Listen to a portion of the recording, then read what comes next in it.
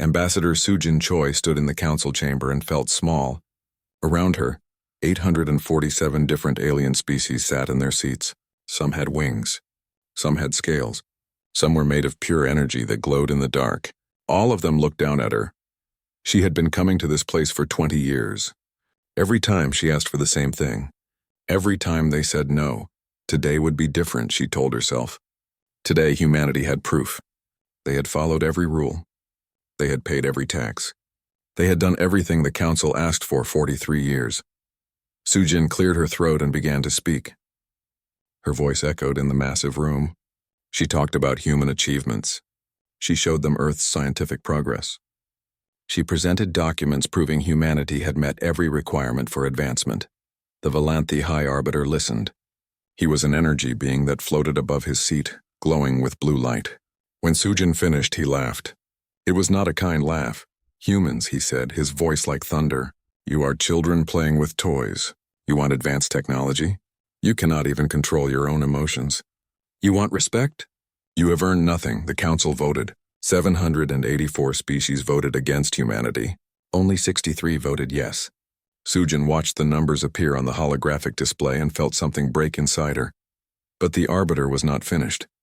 He announced new rules. Humanity would pay more taxes. Humanity would give up their best warships. Humanity would hand over all research on new engine technology. And if we refuse? Sujin asked quietly. Then you are criminals, the Arbiter said. You will be exiled. Kicked out. Sent away from council space forever. You have 30 days to decide. Sujin returned to Earth. In a secret meeting room beneath the United Government building, she met with the others. Admiral Daewon Kim sat at the head of the table. He was 52 years old with gray hair and tired eyes. He had fought in every battle since humans first met aliens. They want our ships, he said, his voice hard. They want our research. They want us on our knees forever. Dr. Hannah Park stood up. She was 38, brilliant, and usually optimistic. Today her face was serious. She placed a data chip on the table. I have something to show you, she said. The holographic display lit up. It showed a strange engine design. Lines of energy twisted in impossible patterns. This is the Void Drive, Hannah explained. I have been working on it in secret for 5 years. The Council thinks it is just a faster engine. They are wrong. It does not move through normal space. It moves through something else. A place beneath reality. I call it the Void. Engineer Minho Kang leaned forward. He was 41 with quick hands and a creative mind. Can people survive there? I think so, Hannah said. But we would need to build special stations. Special ships. Everything would be different. Admiral Kim looked at each person in the room. Captain Jiwon Lee, only 29 but already a legendary pilot. Minho, the genius who built weapons the Council feared.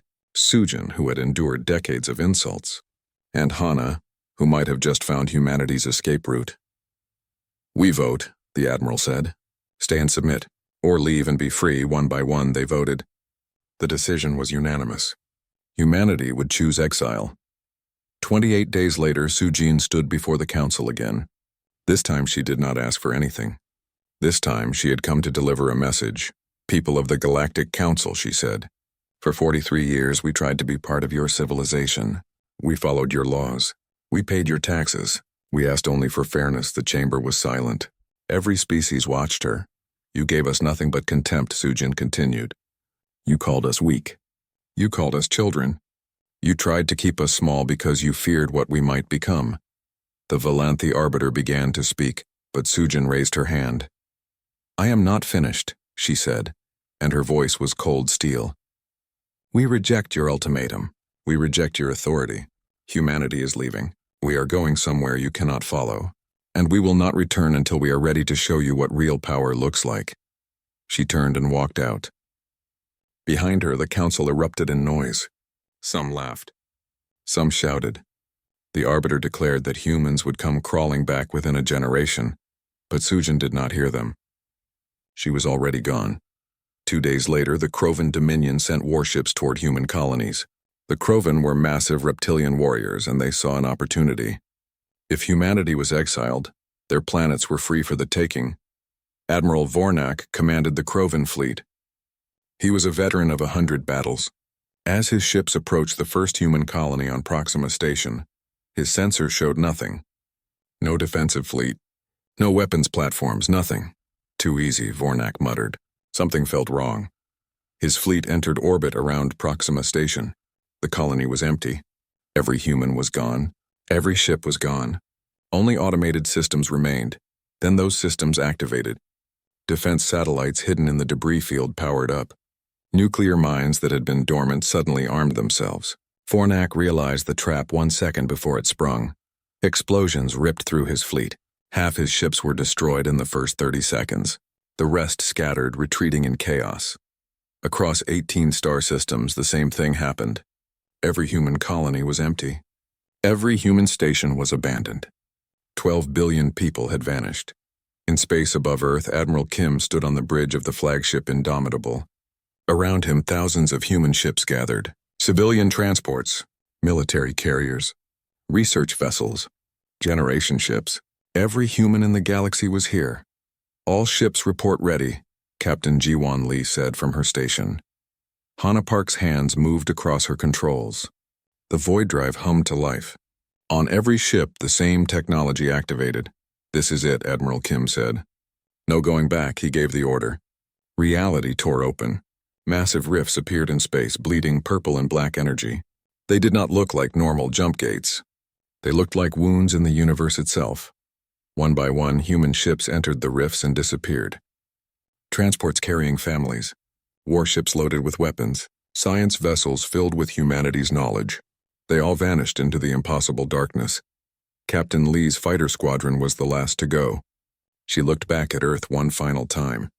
The blue and green planet where humanity was born. The world the Council would now claim as a prize. We will come back, she whispered. Then she flew into the rift. The rifts closed. Space returned to normal. Earth hung silent and empty in the void. On Velcor Prime, the Galactic Council received reports of humanity's disappearance. The Valanthi Arbiter smiled. He had been right. Humans could not survive on their own. They would be dead within months. But in a place beneath reality, in a dimension that should not exist, 12 billion humans had just arrived. They looked around at a new world of impossible physics and strange energy. Most were terrified. Many were crying. Admiral Kim addressed the fleet over every communication channel. His voice was steady and strong.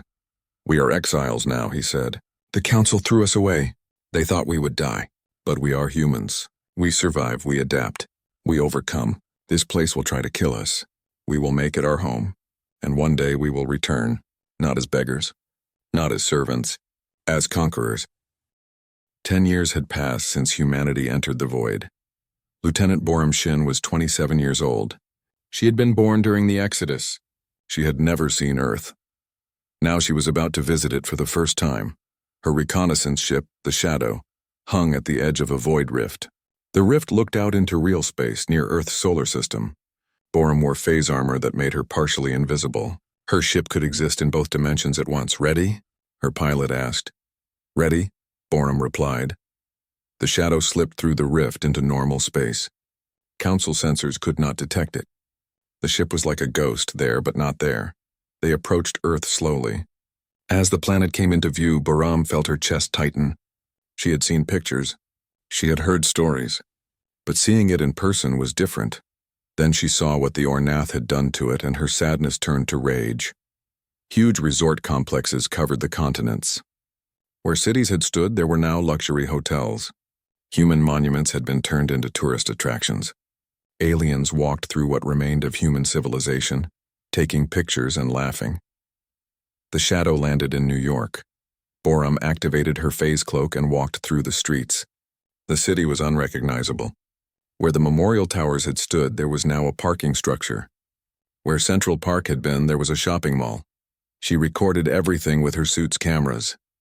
Every insult, every destruction, every alien treating human history like a joke. An Ornath family stopped near her. The children played with toys shaped like human skulls.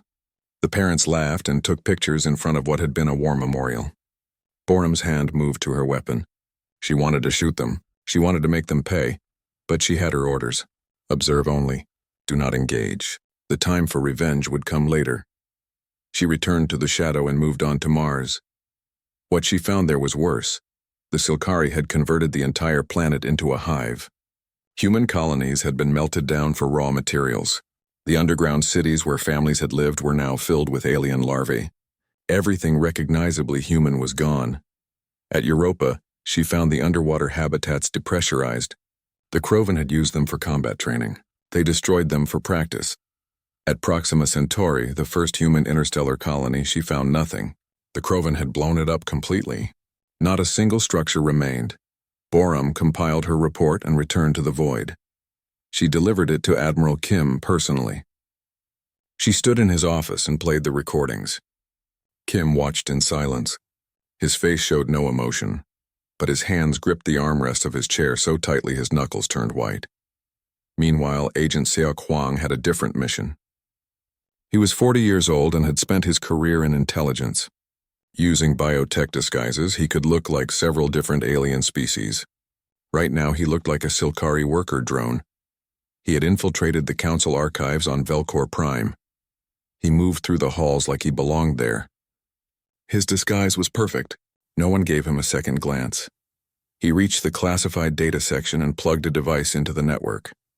It began downloading files, thousands of them, secret council communications, military plans, historical records. What he found made him sick. The council had planned to destroy humanity from the beginning. Every rejection of human petitions had been deliberate. Every tax had been designed to keep humanity weak. Every rule had been made to prevent human advancement. Worse, the exile had been meant as a death sentence. The council knew about the void. They knew no species had ever survived there. They had sent humanity there expecting them to die. But the files also revealed something else. The council was afraid of human scientific progress. Human researchers had been making breakthroughs the council could not match. Human engineers were solving problems council scientists had given up on. Humanity was advancing too fast. That was the real reason for the exile. Not punishment, fear, alarms suddenly blared. Seok's download had been detected. Security was coming. He yanked the device free and ran. He activated his phase cloak and slipped through the walls like a ghost. Behind him, confused guards searched for an intruder who was no longer there. He made it to his hidden ship and escaped into the void. Mission accomplished. Back in New Terra, Ambassador Sujin Choi reviewed both reports. The recordings from Earth and the stolen council files. She felt cold fury building inside her. She called a meeting with Admiral Kim, Dr. Hana Park, and Captain Ji-Wan Lee. They watched the evidence together. They destroyed our homes. Captain Lee said, her voice shaking with anger. They mocked our dead. They erased our history. They tried to kill us all, Sujin added. The exile was attempted genocide.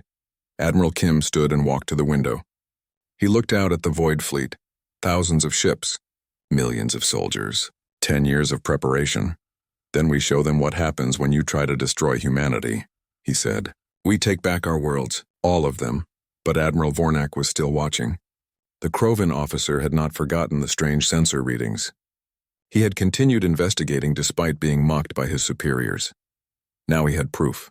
His patrol fleet detected a void signature in deep space. He ordered his ships to intercept. They tracked it to an empty region between stars. Vornak's sensors showed nothing, but his instincts said otherwise. He ordered his fleet to form a defensive perimeter and wait. Then space tore open.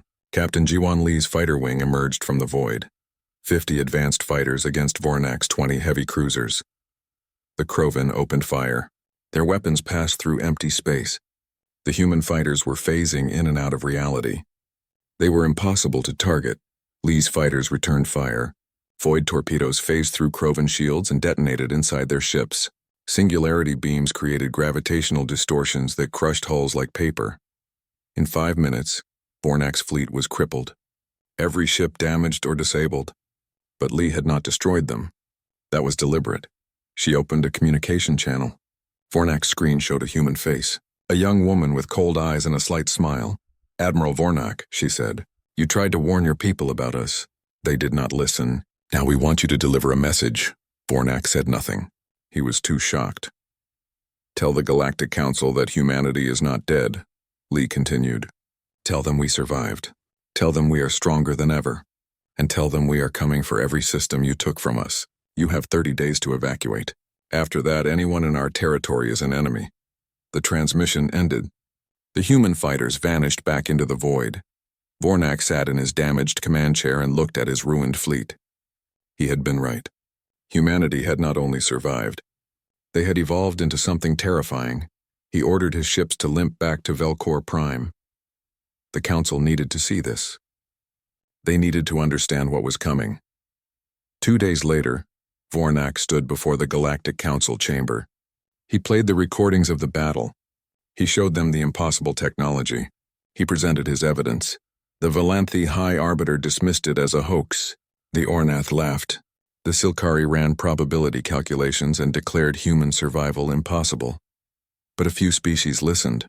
A few species looked at the data and felt fear, because if the humans were back and if they were this powerful, then the war that was coming would be terrible.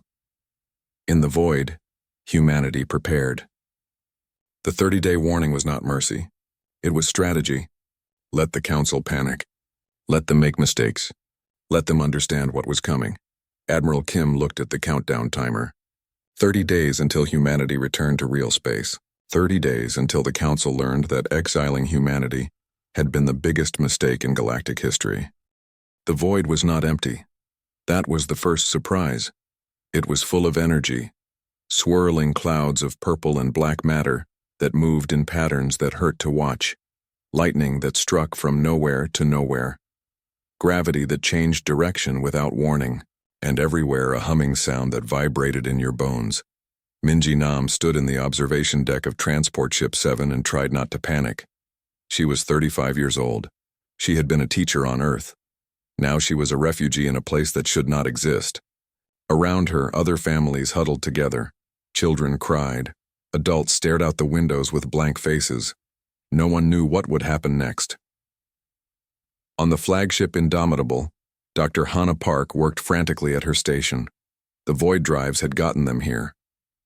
Now they needed to figure out how to survive.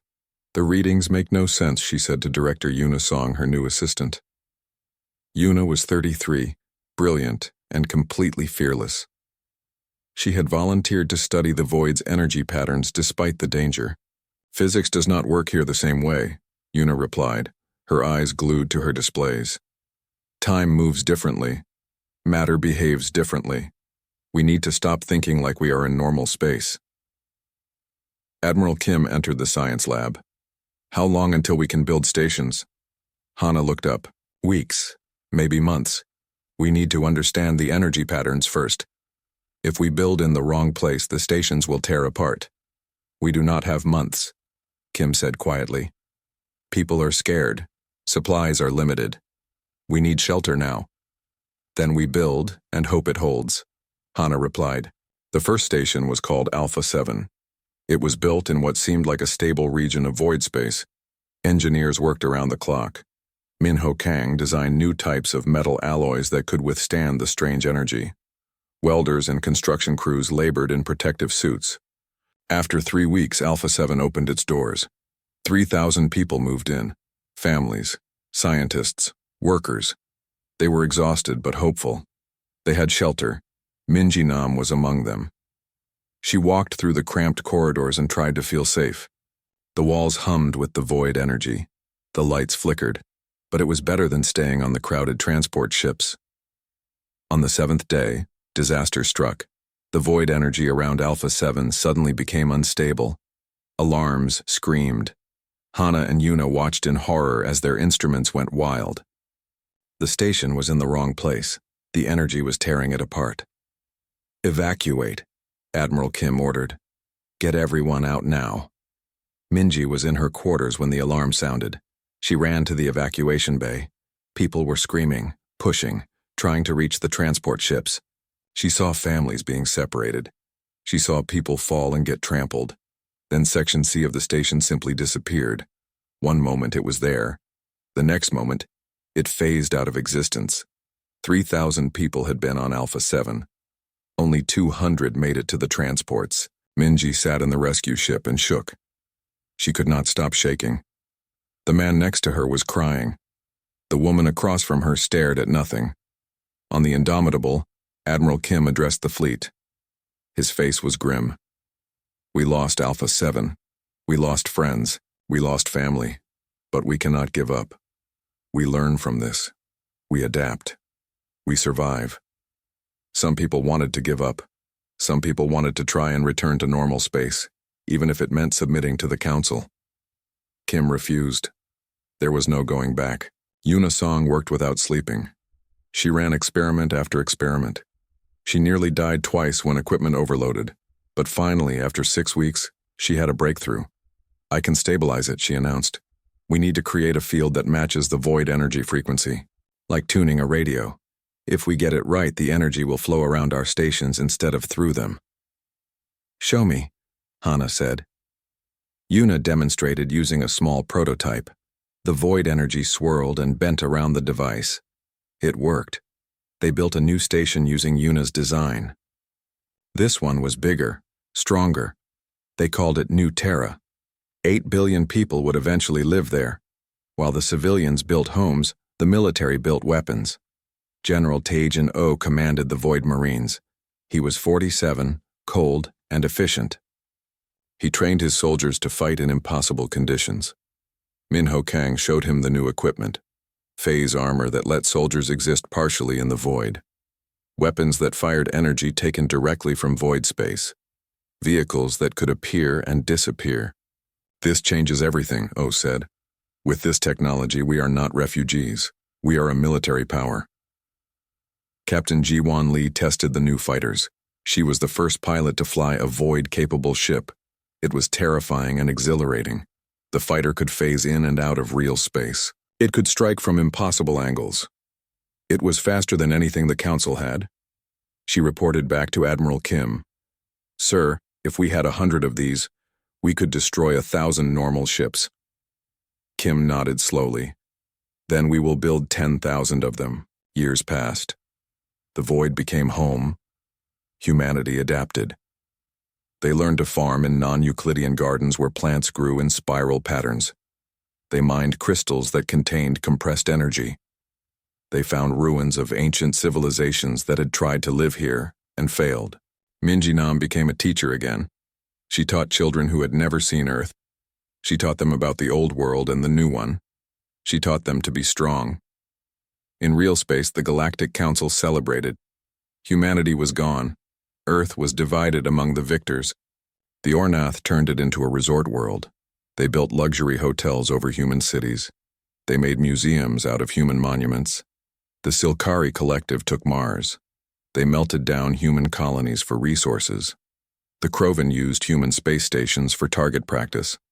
Everything humanity had built was being destroyed or repurposed. But one person was worried.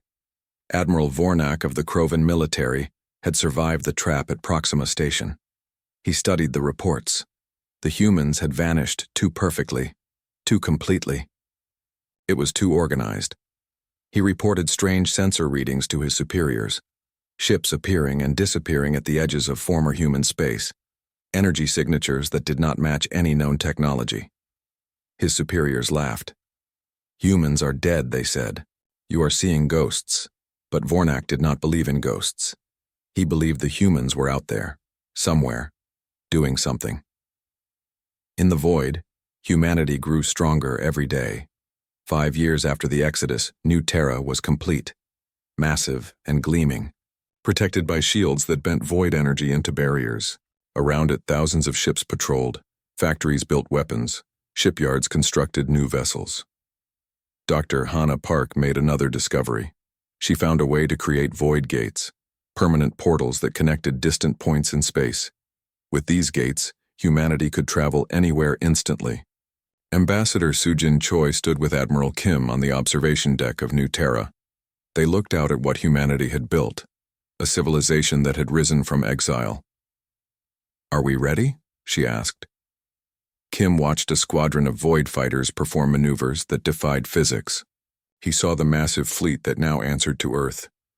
He thought about everything they had lost and everything they had gained. "Not yet," he said. "But soon. Send out reconnaissance teams. I want to know everything about what the Council has done to our worlds. Every crime, every insult, every act of destruction." Sujin smiled coldly, and then, the 30 days ended at midnight. The Galactic Council had assembled the largest military force in recorded history. 10,000 warships from 400 species. They positioned themselves at the borders of former human space, creating a defensive wall that stretched across 50 star systems. The Valanthi High Arbiter commanded from his flagship. He was confident. Humanity might have survived, but they could not possibly match this force. The Council had numbers. They had experience. They had the best weapons in the galaxy. At exactly midnight, the attack began.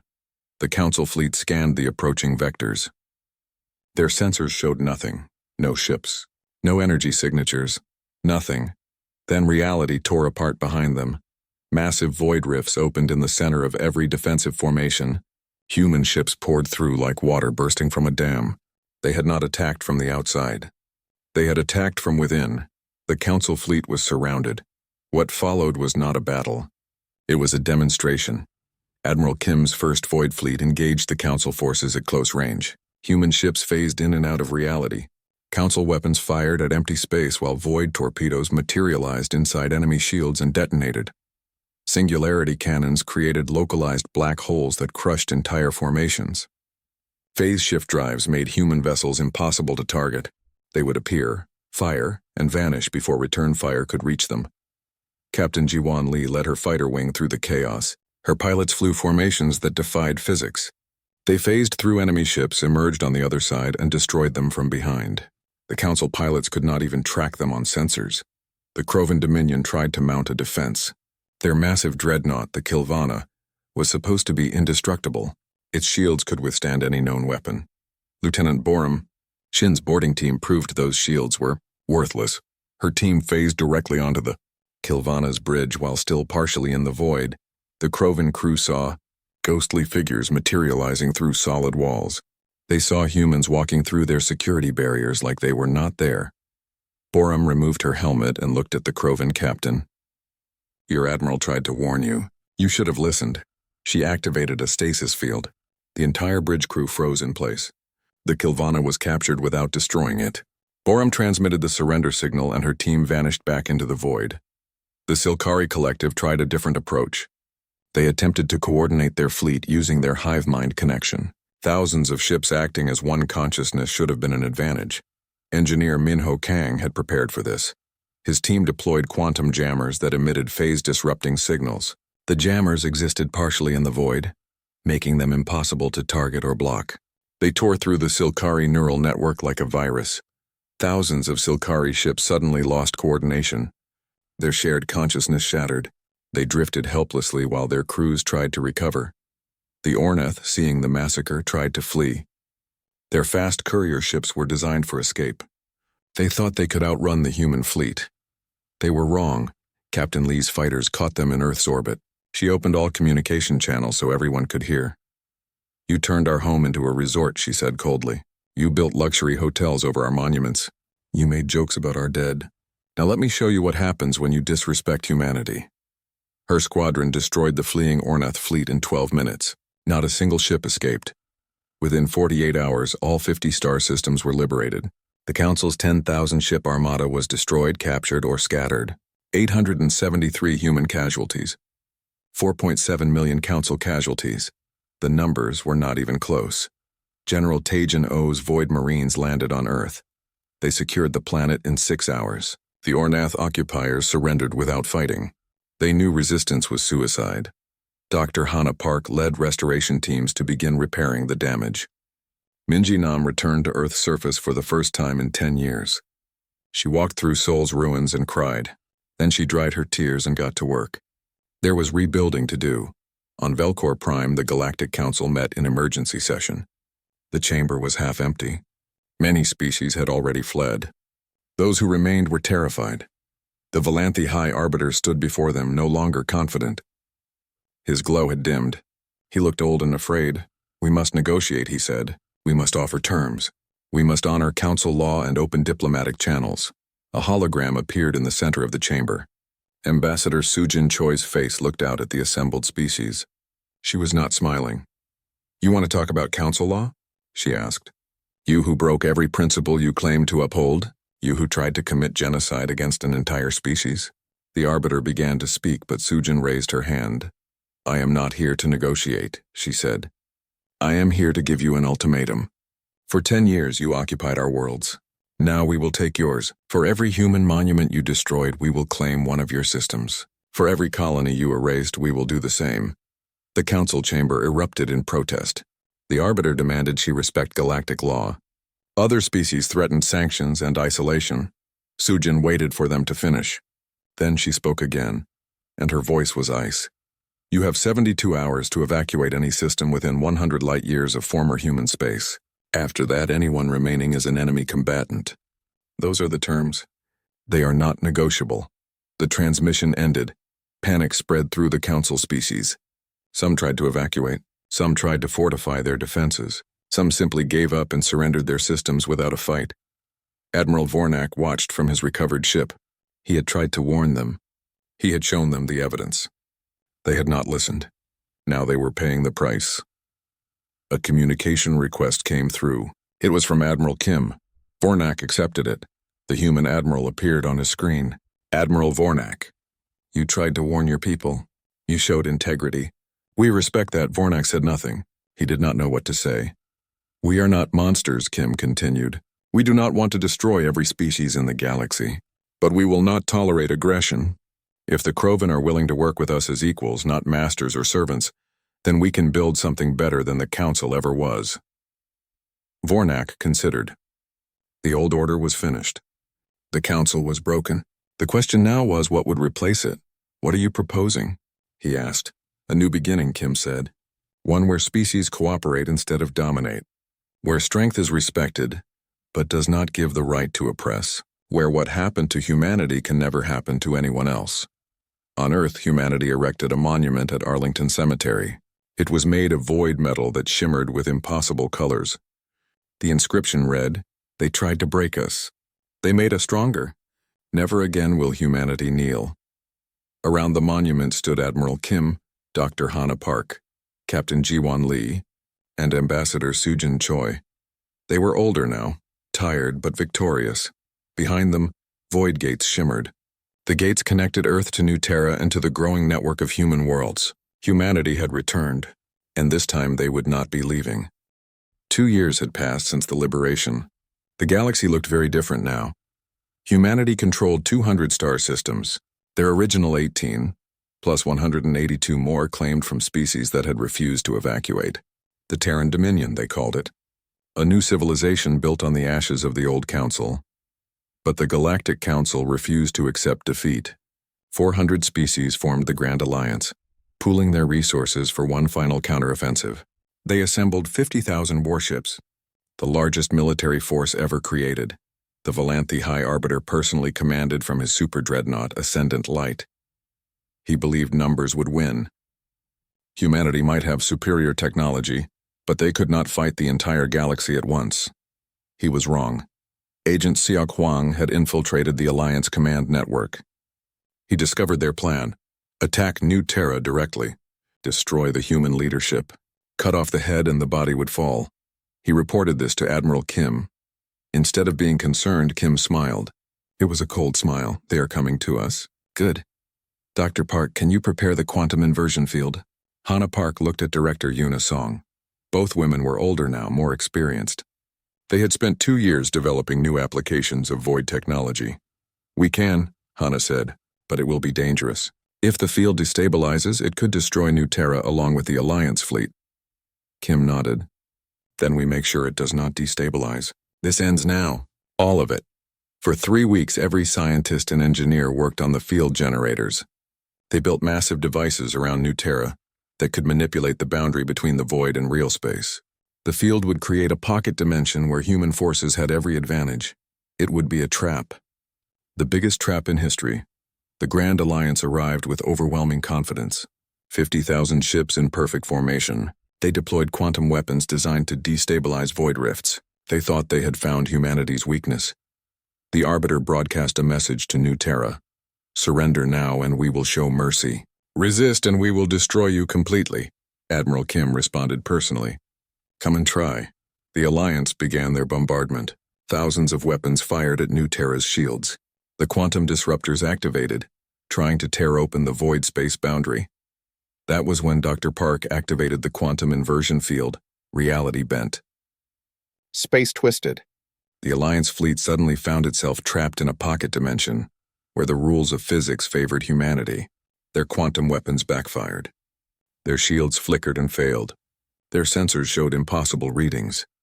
Human warships materialized at point-blank range. They had been waiting in the void, hidden, ready. Now they appeared inside the Alliance formation. The slaughter was terrible. Admiral Kim's fleet fired from impossible angles. Phase shift drives let them exist in multiple locations simultaneously. Singularity warheads created gravitational collapses that crushed hundreds of ships at once. Captain Ji-Wan Lee commanded 100,000 void fighters. They swarmed the Alliance fleet like insects, too numerous to stop, too fast to target. Every fighter could phase through shields and strike at vital systems. General Tejanow's Marines boarded enemy flagships while still partially phased. They walked through walls, disabled weapon systems, and captured command centers before the defenders even knew they were there. The Battle of New Terra lasted 18 hours. It was the longest engagement of the war. When it ended, 43,000 Alliance ships were destroyed or captured. 7,000 escaped. The rest surrendered. Among the captured was the Valanthe High Arbiter. Lieutenant Borum Shin's team found him in the shattered remains of the Ascendant Light. He was trying to activate the self-destruct. Borum stopped him. No, you do not get to escape. You will live and watch everything you built crumble. They brought him to New Terra in chains. For the first time in 10,000 years, a Valanthe was a prisoner. Ambassador Sujin Choi addressed the galaxy from the ruins of the old council chamber. Every species watched. Every civilization listened. The Galactic Council is dissolved, she announced. That government ruled through fear and oppression for too long. In its place, we offer a new system. The Galactic Assembly. Where species are partners, not subjects. Where technology is shared, not hoarded. Where aggression is met with united force. She paused and looked directly at the camera. We do not seek to rule you. We seek to work with you. But we will not tolerate tyranny. What happened to humanity will never happen to any species again. That is our promise. Most species accepted. They saw that resistance was pointless and cooperation was beneficial. A few refused and found themselves isolated, cut off from trade and technology. The Valanthe High Arbiter was given a choice. Join the New Order or be exiled as humanity once was. He chose exile. Humanity gave him a small ship and enough supplies to survive. Then they sent him into deep space alone. As his ship drifted away, he watched the galaxy he once ruled becoming something new. Something he could not control. He realized then what he had done. By exiling humanity, he had created the very thing he feared. A species that could not be stopped. Admiral Vornak was honored by the Terran Dominion for his integrity. He became the first alien commander of a joint human-Krovan defense fleet. His species had chosen cooperation over confrontation. Engineer Minho Kang continued developing technology. His inventions transformed the galaxy. Void gates connected hundreds of worlds. Phase technology revolutionized industry. Energy from the void powered entire civilizations. Agent Seok Hwang became the first director of the Terran Intelligence Service. He trained others in his methods, creating a network that ensured humanity would never again be caught unprepared. On Earth, the restoration was complete. Cities had been rebuilt. Monuments had been restored. Minji Nam stood in her classroom again, teaching a new generation. Her students included both humans and aliens learning together. Years passed. The Galactic Assembly flourished. Trade increased. Science advanced. Species that had been enemies became partners. The threat of another council forming was gone. At the Void Citadel, the massive station that served as the Dominion's capital, the old leaders gathered. Admiral Kim was 70 now, his hair completely white. Dr. Hannah Park had retired from active research but still consulted on major projects. Captain Ji-Wan Lee was an admiral herself, commanding the defense fleet. Ambassador Sujin Choi had become the first president of the Terran Dominion. They stood together in the observation deck, looking out at the galaxy they had changed. Ships of 100 species passed through void gates. Colonies thrived on worlds that had been empty. Explorers pushed into unknown regions. Do you think we did the right thing? Hannah asked. Kim was quiet for a moment. They tried to break us. We refused to break. We became stronger than they imagined. And we used that strength to build something better. Lee nodded. The void made us into something new. We learned to survive where nothing should survive. That is the human advantage. Sujin raised a glass to Exile. And to return, they drank together. Old warriors who had led their species through the darkest time and into a new age. Minji Nam entered the observation deck with her daughter, now a young woman training to be a diplomat. The girl looked at the void gates and the ships and the stations. Grandmother Sujin, why do they call us Lords of the Void? Sujin knelt to meet the girl's eyes. Because, little one, when the galaxy threw us into darkness, we learned to make darkness our weapon. We became something they never imagined. We showed them that humanity cannot be destroyed. We can only be made stronger. The girl smiled and looked back at the stars. On Earth, a memorial stood with the names of everyone who died during the exile and the wars. Millions of names carved in void metal that shimmered with impossible colors. The inscription read, "They exiled us to die." We returned as legends. In deep space, the former Volanthi High Arbiter drifted alone. Through his ship's sensors, he watched the galaxy changing. He saw human void gates opening in distant regions. He saw explorer fleets pushing into unknown space. He saw a civilization rising that would reshape reality itself. He understood now. The age of the old powers was over. The age of the ascendant races had ended. A new age had begun, the age of humanity. Lords of the Void, masters of impossible physics, survivors of extinction, builders of a new galactic order.